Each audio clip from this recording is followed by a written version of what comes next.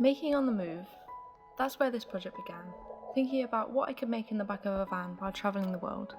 The plan was to explore and allow myself to get lost, to exchange skills with local makers and fun travelling, all with the greater objective to continue learning.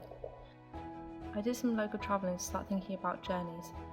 Travelling to Totnes with my journal, I walked around drawing the many dogs and found a hidden bakery selling incredible sourdough loaves.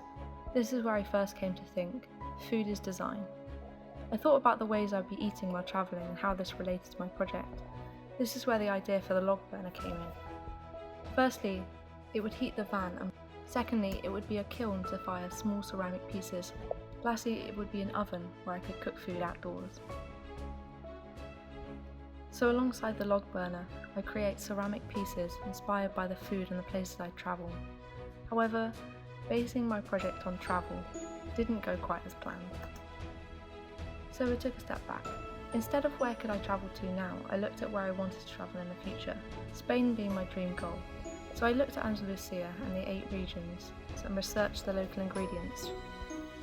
The plan was to create 8 serving dishes, 8 storage pots, and 1 large cooking pot, using markings and graphics from each ingredient. However, none of the work I've been doing was interesting me, so I decided to have a rethink.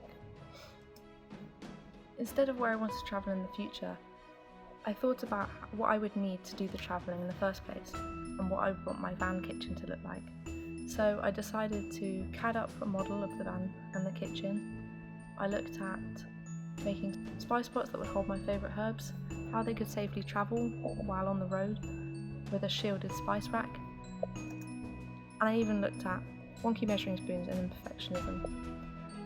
However, I felt like I'd fallen into the same trap as before, so I went back to my research.